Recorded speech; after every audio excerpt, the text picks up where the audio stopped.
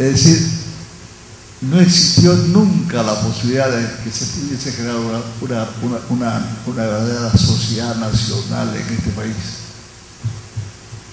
Lo notable, yo creo, y es en relación a la pregunta, es que en este momento esa población migrante silentemente, pacíficamente, hizo un cambio estructural. Yo creo que sí hubo un cambio estructural. Ese cambio estructural fue un cambio estructural cultural. Llegaron a Lima y la dominaron. Hoy día ellos predominan en Lima. Lima Norte, Lima Este, Lima Sur, 6,5 millones de habitantes. ¿Qué es eso? Alguien estaría feliz de saber eso. Ahí están ellos. Y con la globalización, que es la dependencia máxima que podemos tener nosotros, nos favorece en cierto sentido en que las identidades regionales se afianzan. Hoy día las identidades regionales se han afianzado notablemente, no se destruyen, y se está en trance por vez primera de construir una identidad nacional. La integración ya está en marcha, la integración física, la integración económica está caminando.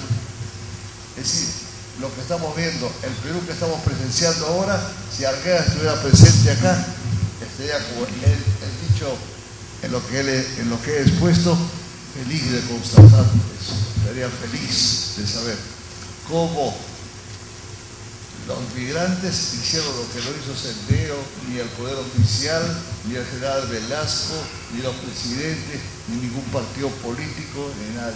Ellos tranquilamente, con su presencia milenaria, el poder de su cultura que está presente, que Arguedas la había visto muy claramente y que nosotros lo estamos estudiando permanentemente, endogámico, el parentesco, la reciprocidad, el layo, la parcialidad, todo eso, el camachico, todo eso está presente en la sociedad nacional, donde quiera que veamos, y eso Arguedas estaría feliz. Por eso es que he mencionado yo en mi intervención como un homenaje a Arguedas. Siéntete orgulloso cuando ha pasado tantas cosas. Pero lo último es que con lo que se ha dicho en la mesa de gobierno, esto nos lleva a que el tema es tan bonito y tan apasionante que es necesario que con calma y con tiempo un grupo de personas pueda discutir tranquilamente cuál fue el proceso de la sociedad peruana. No lo tenemos muy claro, estamos recién pensando en ello. En la Universidad Ricardo Palma ahora estamos planeando hacer un estudio integral con todos los profesores para una nueva historia del Perú. La historia del Perú está por escribir. Nunca hubo un presidente electo democráticamente desde el año 1921. Nunca hubo elecciones reales, verdaderas. Todas fueron precarias, tuvieron problemas. Y ahora se llega a un momento apasionante. Por primera vez, todos los grupos de derecha, el Perú oficial, el poder oficial, ha sido ninguneado, ha sido dejado marginado en las elecciones. Y han surgido dos outsiders. Y que no son al mismo tiempo representantes de lo que significa la emergencia de los nuevos peruanos. Entonces estamos en un problema muy serio que hay que estudiarlo a fondo. ¿Cuántas cosas tenemos para debatir nosotros? Y este tipo de encuentros y este tipo de mesas redondas debían de ser la base para que los que estamos trabajando, los que estamos pensando en lo que es el Perú y por todos estos temas que ha planteado tan brillantemente Quijano, los estudiemos con mucha calma y mucho cuidado. Muchas gracias.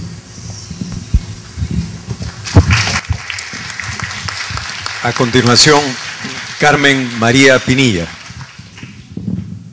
A mí se me ha involucrado en una pregunta sobre el suicidio, dirigida también a Max Hernández, y he pedido hablar primero porque lo que voy a contestar más bien es una pregunta mía también a él y que tiene un carácter de crítica. Me metí a estudiar la maestría en estudios teóricos del psicoanálisis precisamente para responder esa pregunta, ¿por qué se suicida Arguedas? Después de haber leído a estupendos teóricos desde el psicoanálisis, encontré un modelo que era el de André Green, que me pareció que era un modelo suficientemente abarcativo de los múltiples elementos que pueden entrar a jugar en una decisión como la del suicidio, la de matarse. Entonces, si ustedes han apreciado ahora la brillante exposición de Max Hernández, nos da con cuentagotas los elementos de su teoría psicoanalítica para que nosotros podamos interpretar Arguedas. Por ejemplo, nos ha hablado de esta cita maravillosa que ha hecho de Winnicott sobre la necesidad de un ambiente propicio, esa necesidad de Arguedas, pero ahí no más, no va más.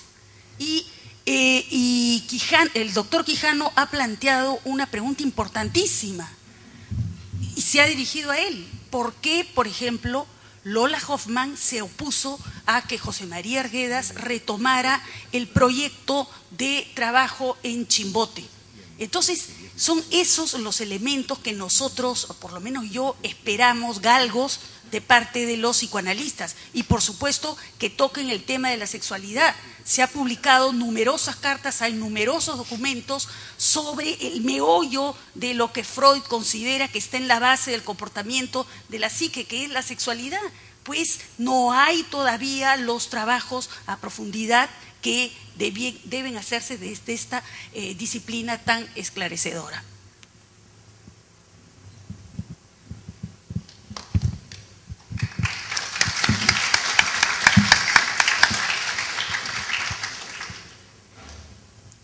¿A qué se debió, es la pregunta, a que José María Arguedas decidiera suicidarse? Y Carmen María afina la pregunta y me la dirige.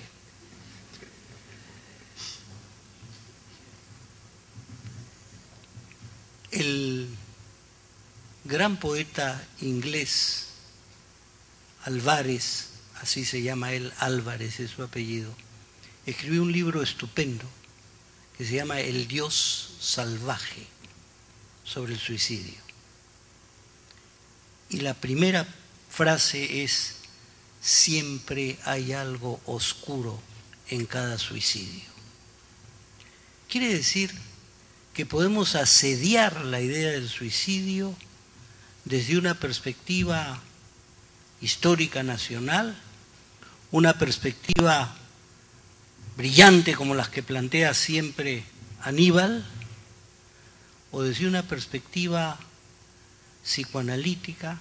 Poco antes de venir leía que se está tratando de elaborar por los psiquiatras. Yo soy un psiquiatra medio fulero porque soy más psicoanalista que psiquiatra, pero en fin, están tratando de desarrollar lo que llaman una escala de posibilidades de suicidio. Y parece, según esta escala, que hay un momento, alguien puede ser un suicida potencial, pero el suicidio se comete en un momento que parece, según estos investigadores, que no dura más de 10 minutos. Son 10 minutos que se reiteran, pero son 10 minutos. Y conversábamos con Aníbal y recordábamos a un escritor que, según Borges, fatigó a la infamia. Imagínense, la infamia corría detrás de él y él la ganaba, que era Vargas Vila. Sin embargo, Vargas Vila escribió alguna vez: si la vida es un martirio, el suicidio es un deber. Pero también un poeta checo, Vladimir Holán, decía: solo los suicidas son tan ilusos que creen que pueden escaparse por puertas que solo están pintadas en la pared. Yo no sé decía que tengo el tema del suicidio demasiado cerca. Y también recuerdo que Borges dice, reconozcamos nuestra cobardía, que no pudimos darle la mano para evitar que apretara el gatillo, ¿no? Sí, los que estábamos más o menos cerca. Yo creo que sí hay algo muy oscuro en cualquier suicidio. Creo que en el caso de Arguedas había un desamparo esencial en un alma inmensamente tierna. ¿Qué hace un alma tierna que sin embargo está en contacto con el odio que genera el maltrato, el abuso, el ninguneo, la exclusión?